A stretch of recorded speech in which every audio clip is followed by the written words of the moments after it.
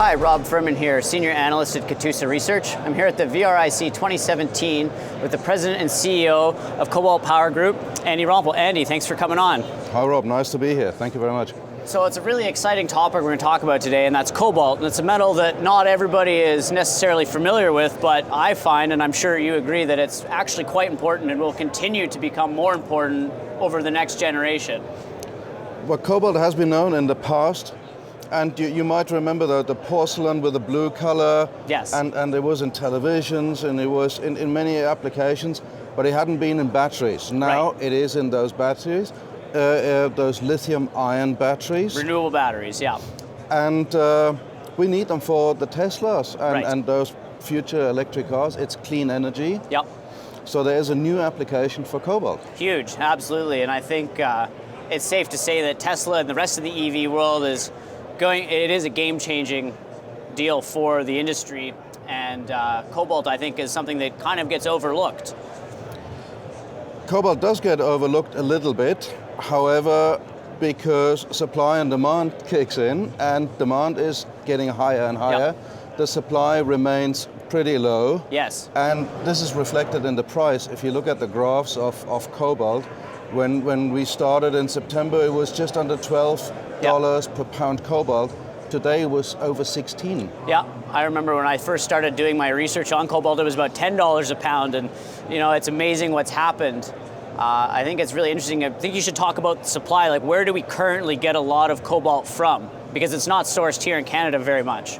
By far, the biggest supplier is the DRC, which is the Congo in Africa. However, because of child labor and other things, you could almost call it blood cobalt. Yeah, it's people don't want to touch it. Yeah, it's tricky. It's a tricky situation. Even there's mines there. Glencore has mines there and such. And those guys wouldn't necessarily use child labor. But nonetheless, it's still a very risky jurisdiction, and that's always going to be a big discount. It is risky, and I know that Canadian mills will not use ore coming from the Congo. Right. There are only a few other places in the world. Sure. However, there is Cobalt, Ontario, which is in Canada at home. Appropriately named. Appropriately named. Even though it was a silver camp, it was not named silver. A byproduct is cobalt from the old silver veins. And that's where we are, at home in Ontario, not too far away from the TSX. That's exciting. So let's talk a little bit about that project. Let's continue on with that discussion. So let's talk about your project. What stage are you at? We have picked up a good piece of ground, and we were able to do that because we have some good connections in the town of Cobalt, and it has to do with the team that we have in-house. The VP Geology was actually not born but raised in Cobalt, and he knows quite a few of the old guys there. And we talked to them, and they said, this is the best ground, pick that up.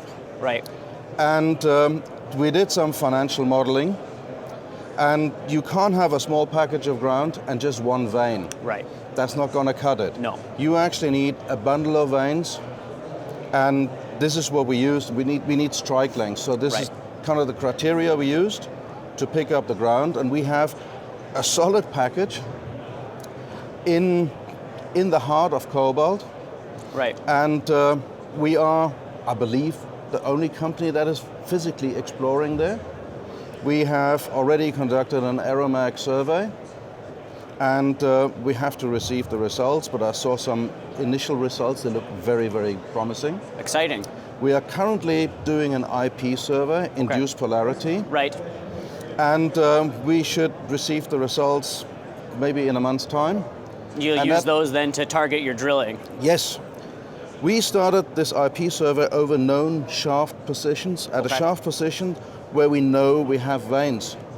How many veins are we talking about? Do you have an idea yet, or you have to wait for the mag? We're talking about a bundle of 4 to 5 veins. Okay. The neighboring mine had about 14 veins. Wow, okay. In other words, one of those highways that you need. Right.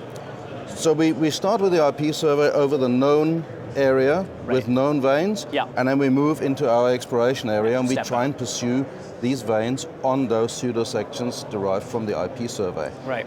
These will then form the drill targets, and we hope that come May, once the snow is gone, we can go and drill. Right. So let's talk a little bit about your management team and the technical people you have involved to build this project. Well, number one, I mentioned the VP geology. He was raised right in the camp. His father was a good guy to have on your team. His father was a geologist, so his father is kind of an advisor to him. Perfect. We picked up a gentleman called Gino Cittaroni. He is kind of famous in Cobalt. He knows almost all the old operations, and he is sitting on a wealth of data, production figures, drill holes, geological maps, sections. It's all there, and it is exclusive, available to us. Right. That's exciting. Let's talk a little bit about your balance sheet and the capital you're going to need to move forward this year. Are you going to be looking to raise money, or what's your financial situation like? We are looking to raise money. Okay. Probably around PDAC. And, well, anything between $1.5 million and $3 million. Let's see what we can get. Right. That would go into drilling. In other words, we had flow-through money before. All the money has been spent into the ground. Right. And so the next tranche, the majority of the money will go into the ground. The risk is pretty low because we know there are veins. Right. They have been mined. We sampled the muck pile, which was material coming from underground. We had about 10 samples from the muck pile, which gave us a consistent value of 0.5% plus minus cobalt, which is very high. Yes. Compared to 0.1% cobalt coming from the Congo. Right. We have these high-grade polymetallic veins, and we also sampled some vein material, and that came up around about 7% cobalt. In other words, very, very high grade. Yeah. We have a low risk, and we know where the veins are. We need to find the extensions and drill it and estimate it, and then eventually build up a resource. Is this more of a pure play project where it's all cobalt, or will there be credits of, because sometimes most of the cobalt production actually is a secondary source. So is this a primary cobalt deposit? It is and it is not. Okay. We are after the cobalt, right. Number one. However, as a credit, these are silver veins. Right. And I mentioned before they're called polymetallic veins. Yes. So they have many metals in there. Right. There's silver, there's cobalt, there's some copper, there's some nickel, and a few miners. Right. And we want all the credits for that, of course. Absolutely. Well, it lowers your costs. Yeah, absolutely. So let's talk a little bit about some of the catalysts we can look forward to for the next 6 to 12 months. You guys are going to have some results coming out from your mag, and then you're hoping to do a drill program. We get the aeromag, which gives us the structure, because you get big blocks, and they have been faulted up and down, and you need to be in the right horizon. Right.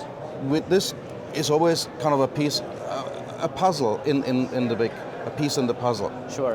The IP survey will give us more direct information of this highway that I mentioned before, right. that we want to pursue. And that is then followed up by drilling. And we drill close. If we get good results, then we go further away. Right. You always start in the known area where you know where your de-risk. veins are. Yeah. You de-risk. Yeah. And that's it. Because what we have to offer to the shareholder is a low risk. Yeah. This is not your greenfields exploration where you go out into the great unknown and you drill a couple of holes and maybe you get nothing. Right. We know we will hit the veins. They're there. Right. We need to evaluate them and build up a resource. It's almost brownfields. Great, Andy. I think it's really exciting. I'm going to throw the ticker on the watch list. Thanks for stopping by. It was an absolute pleasure. Thank you very much.